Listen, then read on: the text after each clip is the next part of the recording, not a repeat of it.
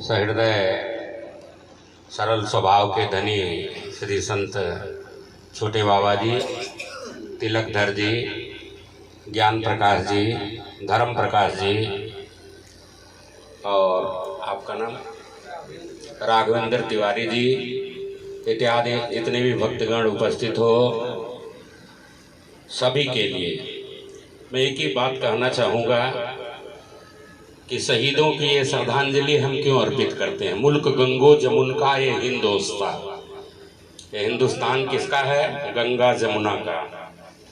गंगा जमुना पतितों को पावन बनाती रहती है यहाँ, और हमें भी अपने आगोश में ले लेती है, चाहे हम राख बन के ही वहाँ क्यों न जाए। मुल्क गंगो जमुन का ये हिंदुस्तान, सर हिमालय का ऊंचा रहा है यहाँ।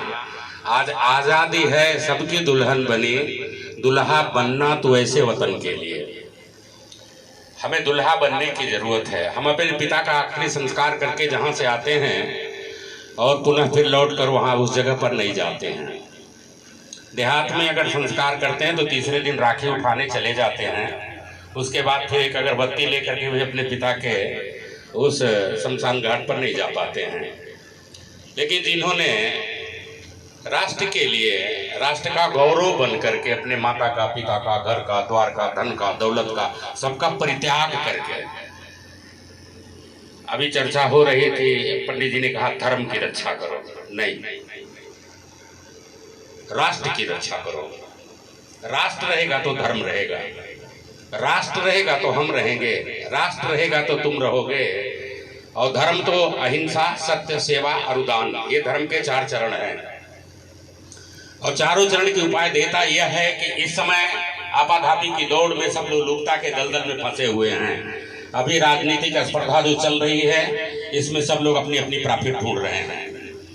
जिनको प्रॉफिट नहीं हो रही हो तत्काल विपक्ष में चले जा रहे हैं, और जिनको प्रॉफिट हो रही है वो पक्ष में चले जा रहे हैं। अब ये समावेशीकरण कैसा है, राष्ट्र के प्रति हमें कैसा होना चाहिए। तिष्ठत् जागृत प्राप्य वरानन बोधता सुरस्य धारा निस्ताम दुरत्याम दुर्गम पथस्तत् कवयो वदन्ति। ये स्वामी विवेकानंद के द्वारा कहा हुआ शिखांगों का श्लोक है। उठो, जागो, श्रेष्ठ ज्ञान के लिए श्रेष्ठ महापुरुषों के संगत में लगो। ये ज्ञान ही तुम्हें राष्ट्रीयता सिखा देगा। राष्ट्र धर्म को सर्वोपरि मान करके जिन बलिदानियों ने अपने जीवन को आहूत किया है, उनका हम श्रद्धांजलि समारोह पितरपक्ष में लगभग ये कहीं नहीं मनाया जाता है। मनाया जाता है कहीं सुना है आपने, देखा है आपने? लेकिन जो तिल तिल शहीद होगा वही इस कार्य को कर पाएगा। तिल तिल शहीद कौन होता है? वह संत होते हैं। तिल तिल करके उनको शहीद किया जाता है, समालोचना में, आलोचना के दलदल में डाल करके। इस तरह से संत पल पल सलभ बन जलते रहो, तुम उम्र की ऊंची शिखा पर। अंगार बन के धधकना सीख लो, सलभ बन जलते रहो तुम उम्र की ऊंची शिखा पर स्वयं को तिल तिल जलाकर दीप बनना ही कठिन है। दूसरे के घर में प्रकाश सो भर देना, दूसरे को आध्यात्मिक बना देना, दूसरे को धार्मिक बना देना, दूसरे को राष्ट्रीयता सिखा देना, दूसरे को गौरवान्वित कर देना, इस देश में किसने किया है? ये देश नहीं है, हम लोगों ने इसे भारत देश का क्या और छोटा कर दिया है।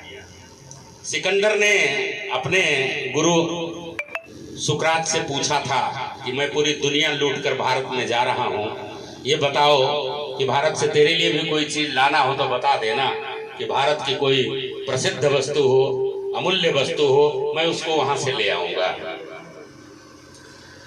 सुकरात ने कहा कि वहां से मेरे लिए लाना अमरबेली। अमरबेली आप जानते होंगे, अमर बौर जिसे हम लोग कहते हैं, जो बिना जड़ के ही हरी रहती है, जड़ नहीं है उसके पास।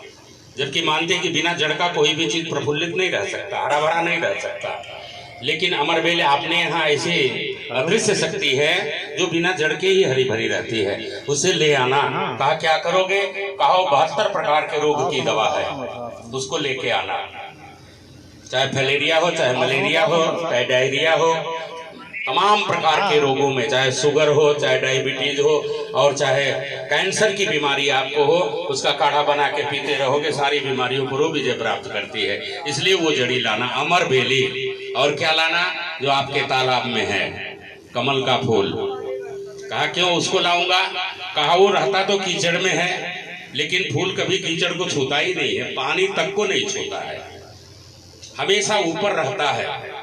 कैसी मर्यादा है उसकी, कैसी निष्ठा है कि जल में रह करके भी जल से भी लग रहता है। उसी प्रकार से हम लोगों को भी माया मोह में रहते हुए भी समाज के सारे दायित्व को शेक्सपियर ने कहा, इट इज माई